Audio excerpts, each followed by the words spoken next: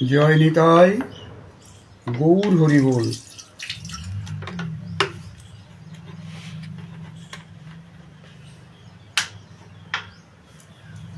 যারা নিয়মিত এই চ্যানেলটি দেখছেন তাদের সবাইকে ধন্যবাদ জানাই যে আপনারা এত মনোযোগ দিয়ে শাস্ত্র সিদ্ধান্ত অনুযায়ী যে ভাগবতীয় কথা হচ্ছে সেগুলো শুনছেন। আজকে আমাদের আলোচনার বিষয়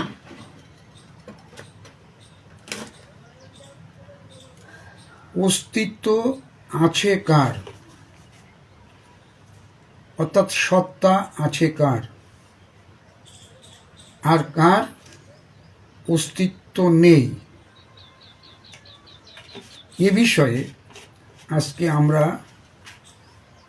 আলোচনা করার চেষ্টা করছি। এই বিষয়ে আমরা মূলত সাহায্য নিয়েছি শ্রীকৃষ্ণ ভগবান, অর্থাৎ ভগবান শ্রীকৃষ্ণ কুরুক্ষেত্রের মাঠে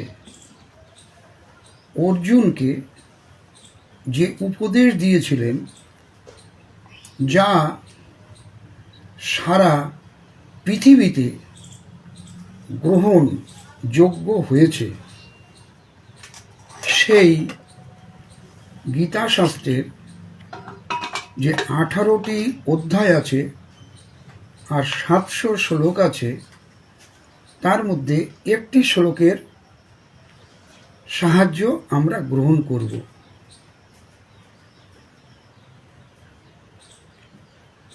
শ্লোকটি হচ্ছে 2য় অধ্যায় 16 নম্বর শ্লোক, শ্রীমদ্ ভগবত গীতা 2য় অধ্যায় 16 নম্বর শ্লোক। কি বলছেন ভগবান? অর্জুনকে বলছেন, নাশত বিদ্যতে ভাব, না ভাব বিদ্যতে শতঃ, উভয়োরপি দৃষ্ট হন্তস তয় তনয়স তত্ত্বদর্শিভি। অর্থাৎ, হে অর্জুন, অসৎ বস্তুর তো সত্তা বা অস্তিত্ব নেই, এবং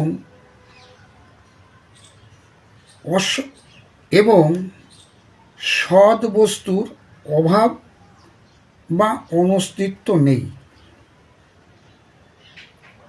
কি বললেন? অসৎ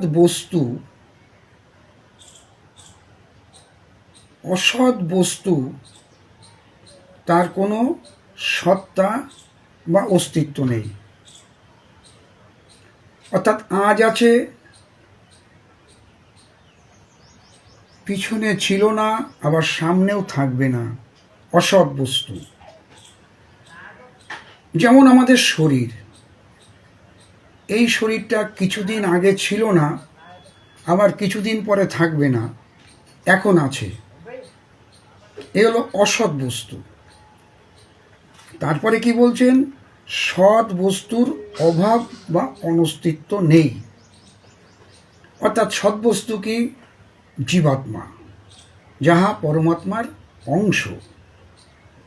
তাহলে এই জীবাত্মা যিনি সৎ বস্তু, তার অভাব নেই বা অনস্তিত্ব নেই। অর্থাৎ এই দেহে যখন জীবাত্মা এসেছে তখন ছিলেন, আগেও ছিলেন, আবার এর পরেও থাকবেন। কি বলছেন পুরোটা? অসৎ বস্তুর তো সত্তা নেই, আর সৎ বস্তুর অভাব নেই।